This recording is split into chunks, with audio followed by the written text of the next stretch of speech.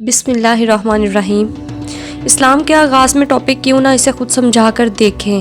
جب آپ صلی اللہ علیہ وآلہ وسلم نے اسلام کا آغاز کیا، جب لوگوں کو دین کی تبلیغ دینا شروع کی، تو لوگوں نے کیا کیا حربے استعمال کیا، کیا کیا ایسی حرکتیں کی کہ آپ صلی اللہ علیہ وسلم اپنے تبلیغ جو ہے وہ چھوڑ دیں، اس راستے کو چھوڑ دیں اور جو ہے وہ لوگوں کو جس راستے پر وہ چل رہے ہیں وہ اسی پہ ہی رہنے دیں۔ لیکن آپ صلی اللہ علیہ وآلہ وسلم کو تو اللہ تعالیٰ نے مقرر کر لیا تھا اس کام کے لیے، وہ تو انہیں کرنا ہی تھا۔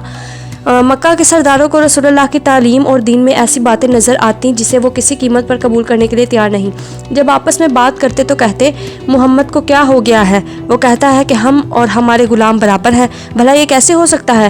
ان پر رنگ برنگے ہماری چادر سے کم قیمت میں خریدے جانے والے غلام یہ ہمارے برابر کیسے ہو سکتے ہیں؟ ہماری جوتیاں اٹھانے والے، ہمارے ٹکڑوں پر پلنے والے، جنہیں ہم نے پناہ دی، جنہیں ہم نے پہننے کو دیا، جنہیں ہم نے حفاظت دی، بھلا یہ کس طرح ہمارے برابر ہو سکتے ہیں؟ یہ غلام جن سے سواری کرنے والے اونٹ اور گدھے مہنگے ہیں، جن غلاموں کی زندگی اور موت کے ہم مالک ہیں، کیا وہ ہماری برابری کریں گے؟ کیا یہ بھی وہی بیٹھیں گے جہاں ہم بیٹھیں گے؟ کیا یہ بھی وہی کھائیں گے جو ہم کھائیں گے؟ خدا را محمد کو سمجھاؤ، ہم سب کچھ مان سکتے ہیں لیکن کبھی نہیں مانیں گے کہ ہمارے غلام ہمارے برابر ہو جائے۔ خدا ہمیں ایسا دن دیکھنا نصیب نہ کرے جب ہمارے غلام ہماری برابری کریں گے، ہم ایسا ہرگز نہیں ہونے دیں گے۔ قریش کے سرداروں کو رسول اللہ کے پیغام سے سب سے بڑا خطرہ یہ ہے کہ اسلام کے مطابق سب انسان آدم کی اولاد ہے اور برابر ہے۔ بڑا صرف وہ ہے جو اپنے اخلاق اور اچھے کاموں میں بڑا ہے۔ برابری کے نظام سے مکہ کے لوگوں کو بڑا خطرہ دکھائی دے رہا ہے۔ قریش کی رسول اللہ صلی اللہ علیہ وآلہ وسلم سے دشمنی کی وجہ مکہ کے نظام کا خطرے میں آ جانا ہے۔ وہ کیسے اجازت دے ایسے دین کی جو غلاموں کے ساتھ بھی اچھا سلوک کرے اور تمام انسانوں کے ساتھ بھی برابری کی بات کرتا ہو۔ اسلام کو روکنے کے لیے قریش ہر کوشش کر چکے ہیں لیکن کامیابی نہیں ملی۔ نہ ان کی دھمکیاں کام آئیں، نہ لالچ، نہ ان کا جھوٹ، نہ دین اسلام کی مخالفت۔ عتبہ بن ربیعہ ایک سمجھدار سردار ہے۔ عتبہ کا تعلق بنی امیہ سے ہے۔ اس نے تجویز کی محمد سے خود بات کی جائے۔ میں محمد سے بات کرنے کو تیار ہوں، ہم اسے پیشکش کرتے ہیں، شاید وہ کسی بات پر مان جائے اور ہم اس مشکل سے نکل آئیں۔ اس کی تجویز پر رسول اللہ صلی اللہ علیہ وآلہ وسلم سے بات کرنے کی ذمہ داری عتبہ کو دی گئی۔ آپ صلی اللہ علیہ وآلہ وسلم حرم مکہ میں عبادت کے لیے موجود ہیں۔ عتبہ ان کے پاس آیا اور سوال کیا، محمد آپ بہتر ہیں یا آپ کے والد عبداللہ بہتر تھے؟ رسول اللہ خاموش ہیں۔ عتبہ نے پوچھا، کیا آپ بہتر ہیں یا عبد المطلب بہتر تھے؟ رسول اللہ نے اس بات پر بھی کوئی جواب نہیں دیا۔ عتبہ نے کہنے لگا، کیا آپ بہتر ہیں یا ہاشم بہتر تھے؟ رسول اللہ صلی اللہ علیہ وسلم اس بار بھی خاموش رہے۔ عتبہ نے بات آگے بڑھاتے ہوئے کہا، پیارے بھتیجے، خاندان اور شرافت کی وجہ سے جو تمہارا مقام ہے ہم اس سے بخوبی واقف ہیں، لیکن خدا کی قسم تم نے پوری قوم کو مصیبت میں ڈال رکھا ہے۔ تم ہمارے خداؤں کے متعلق کہتے ہو کہ یہ نہ فائدہ دے سکتے ہیں نہ نقصان، ہمارے باپ دادا کا بت پرست اور گمراہ کہتے ہو، ہمارے دین میں برائیاں نکالتے ہو، بھائی کو بھائی سے جدا کر دیا اور بیٹوں کو باپ سے دور کر دیا۔ آخر تم چاہتے کیا ہو؟ اگر تمہارا مقصد مال و دولت ہے تو ہم جمع کر کے تمہیں اتنا مال دیتے ہیں کہ تم اتنے زیادہ امیر ہو جاؤ گے۔ اگر تمہارا مقصد عزت حاصل کرنا ہے تو ہم سب تمہیں اپنا سردار ماننے کو تیار ہیں۔ اگر تمہارا مقصد بادشاہت ہے تو ہمیں بتاؤ، ہم بڑی خوشی سے تمہارے لیے تاج بنوائیں گے اور تمہارے سر پر سجا دیں گے۔ اگر تم شادی کرنا چاہتے ہو تو ہم تیار ہیں، تم جس لڑکی سے شادی کرنا چاہتے ہو ہم بڑی خوشی سے تمہاری شادی اس سے کروانے کو تیار ہیں۔ رسول اللہ صلی اللہ علیہ وآلہ وسلم نے بڑے اطمینان سے جواب دیا، مجھے ان چیزوں کا لالچ نہیں، نہ میں ان میں سے کسی چیز کا خواہش مند ہوں۔ مجھے تو اللہ کریم نے اپنا رسول بنا کر بھیجا ہے تاکہ میں آپ کو سیدھا راستہ دکھاؤں۔ میں نے اللہ کریم کا پیغام آپ لوگوں تک پہنچا دیا ہے، اس پر عمل کریں گے تو کامیاب ہو جاؤ گے، اگر انکار کریں گے تو میں صبر کروں گا یہاں تک کہ اللہ کریم میرے اور آپ کے درمیان فیصلہ کر دے۔ رسول اللہ صلی اللہ علیہ وآلہ وسلم نے فرمایا، ابو ولید آپ نے اپنی بات پوری کر لی؟ عتبہ نے کہا، ہاں میں نے اپنی بات مکمل کر لی۔ پھر رسول اللہ صلی اللہ علیہ وآلہ وسلم نے قرآن پاک کی آیات تلاوت فرمائی، تنزل من الرحمن الرحیم۔ یہ کچھ چند آیات تھیں، یہ رحمان و رحیم کی طرف سے عربی زبان جاننے والی قوم کے لیے خوشخبری دینے اور خبردار کرنے والے عربی زبان میں نازل کردہ قرآن ہے۔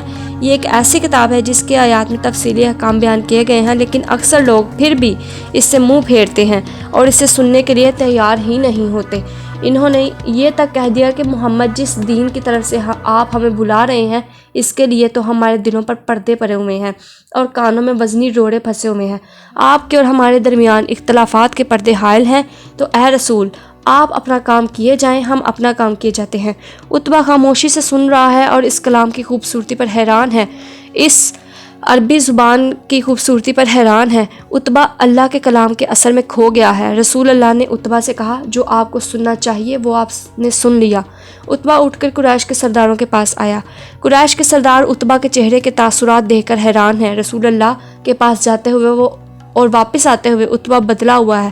وہ ان سے کہنے لگا میں نے آج محمد سے جو سنا ہے ایسا کلام اس سے پہلے نہیں سنا۔ خدا کی قسم یہ نہ شاعری ہے نہ جادو نہ ہی کہانی ہے، جو کچھ اس کے منہ سے ادا ہو رہا ہے وہ اللہ کا کلام ہے۔ میری مانو تو محمد کو اس کے حال پر چھوڑ دو۔ جو کلام میں نے سنا ہے اس کا بہت بڑا نتیجہ نکلنے والا ہے۔ اگر عرب کے دوسرے قبیلے محمد سے جنگ کر کے اس کا خاتمہ کر دیں تو تمہارا مقصد پورا ہو جائے گا، ورنہ اگر محمد نے دنیا کو فتح کر لیا تو سارے عرب پر تمہاری حکمرانی ہوگی، تم بغیر قتل و غارت کے پورے عرب کے مالک بن جاؤ گے۔ یہ سن کر قریش مکہ کہنے لگا ابو ولید، محمد کی زبان کا جادو تم پر بھی چل گیا ہے، تم بھی اپنے دین سے پھر گئے ہو۔ عتبہ بن ربیعہ نے کہا میں نے جو سنا اور سمجھا اس پر تمہیں اپنی رائے بتا دی، اب تمہاری مرضی، تم میری بات مانو یا نہ مانو۔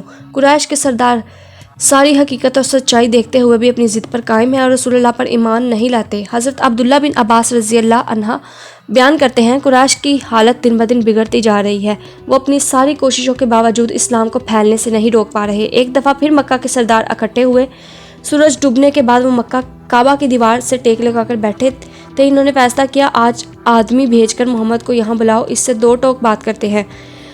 ایک آدمی رسول اللہ کے پاس بھیجا جس نے پیغام دیا قریش کے سردار کعبہ میں بیٹھے ہیں اور آپ سے فیصلہ کن بات کرنا چاہتے ہیں، آپ آئیے ان سے ملیے۔ رسول اللہ تو ہمیشہ ہی مسائل کو حل کرنے کے خواہش مند رہتے تھے۔ پیغام ملتے ہی کعبہ چلے گئے۔ قریش مکہ کے پاس اور کوئی بات نہ رہ گئی تو انہوں نے رسول اللہ کو ایک نئی کہانی سنائی۔ محمد تم جانتے ہو کہ ہم مکہ میں رہتے ہیں، یہ ایک تنگ وادی ہے، بارش ہوتی ہے، سارا پانی درمیان میں جمع ہوتا ہے، تم اپنے رب سے کہو کہ یہاں سے پہاڑ ختم کر دے، ہمیں یہ زمین عراق اور شام کی طرح سیدھے میدانوں والی مل جائے، میدان کھلے ہو جائیں اور ان میں نہریں بہنا شروع ہو جائیں۔ تمہارا خدا ہمارے کچھ بزرگوں کو زندہ کر دے، ان میں قصاب بن کلاب کا زندہ ہونا بہت ضروری ہے کیونکہ وہ سچ بولنے والا انسان تھا۔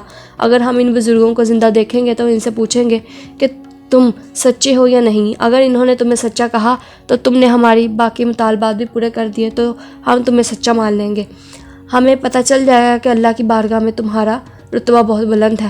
رسول اللہ صلی اللہ علیہ وآلہ وسلم ان کی باتیں سنتے رہے اور فرمایا میرے رب نے مجھے ان کاموں کے لیے نہیں بھیجا، میرا کام تو اپنے رب کی بڑائی بیان کرنا ہے، میں تمہیں سچ اور جھوٹ کا فرق بتانے آیا ہوں، میں نے اللہ کریم کا پیغام تم تک پہنچا دیا ہے، اب تمہاری مرضی اس پر ایمان لاؤ یا نہیں۔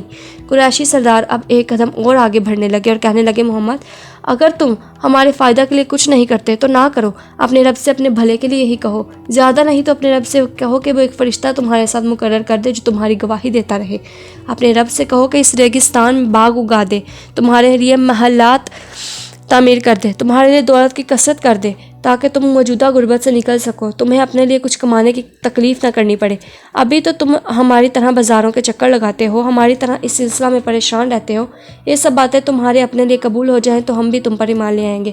قریش کے سردار دنیا دار ہیں، اس سے زیادہ سوچ بھی نہیں سکتے تھے، ان کے نزدیک اللہ کریم کی رضا مال و دولت کے سوا کچھ نہیں ہے۔ رسول اللہ صلی اللہ علیہ وآلہ وسلم نے فرمایا مجھے اپنے رب سے اپنے لیے اتنے چھوٹے چھوٹے سوال نہیں کرنے، میرے رب نے مجھے دنیا کی ہدایت کے لیے بھیجا ہے، یہ کوئی مذاق کا کام نہیں ہے۔ قریشی سردار تو خوب سوچ سمجھ کر بیٹھے تھے، اب بولے اچھا چلو یوں کرو، اگر تم اور کچھ نہیں کر سکتے تو اپنے رب سے کہو کہ آسمان کا ایک ٹکڑا ہی ہم پر گرا دے اور ہمارا قصہ ختم کر دے، اپنے اللہ سے کہو وہ تمہارے ساتھ ایک فرشتہ مقرر کر دے جو ہمیں تم سے دور رکھے۔ رسول اللہ نے فرمایا یہ سب میرے اللہ کی مرضی ہے، وہ جو چاہے تمہارے ساتھ کرے۔ آخرکار انہوں نے رسول اللہ سے کہا ہم نے تحقیق کی ہے، ہمیں پتہ چلا ہے کہ یہ ماما میں ایک شخص رہتا ہے جس کا نام رحمان ہے جو تمہیں سب کچھ سکھاتا ہے، تم اس سے سن کر ہمیں سنا دیتے ہو، خدا کی قسم ہم تمہارے رحمان پر کبھی ایمان نہیں لائیں گے۔ محمد ہم نے آج فیصلہ سنا دیا ہے، اب ہم تمہارا مقابلہ کرتے رہیں گے یہاں تک کہ ہم میں سے کوئی ایک فریق ختم ہو جائے۔ رسول اللہ صلی اللہ علیہ وسلم نے ایسی بے بنیاد باتیں سنی تو وہاں سے اٹھ کر چلے آئے۔ قریش مکہ کی باتیں دھوکہ ہیں، اگر ایسا ہو جائے تو بھی رسول اللہ پر ایمان نہیں لائیں گے۔ بہت سی ایسی باتیں جن کی قریش نے بڑی پہلے شرطیں لگائیں، جب وہ پوری ہو گئیں تو تب بھی وہ ایمان نہیں لائے۔ قرآن مجید میں اللہ تعالیٰ نے قریش کے فریب کو یوں بیان کیا ہے، ترجمہ، اور کہتے ہیں ہم آپ پر ایمان نہیں لائیں گے یہاں تک کہ ہمارے لیے زمین میں ایک چشمہ جاری کریں یا آپ کا کھجور اور انگوروں کا ایک باغ ہو، پھر آپ اس کے درمیان نہریں جاری کریں، یا جیسا کہ آپ کہتے ہیں کہ ہم پر آسمان کے ٹکڑے گرائیں، یا اللہ اور فرشتوں کو ہمارے سامنے لائیں، یا آپ کا ایک سونے کا گھر ہو، یا آپ آسمان پر چڑھ جائیں، ہم آپ کے آسمان پر چڑھ جانے پر بھی ایمان نہیں لائیں گے، یہاں تک کہ آپ ہمارے پاس ایک کتاب لے کر آئیں جسے ہم پڑھیں۔ اللہ اکبر۔ میرے رسول، آپ ان بے تکے سوالات کا مختصر جواب دیں گے کہ میں تو صرف اللہ کا بھیجا ہوا پیغام پہنچانے والا انسان ہوں۔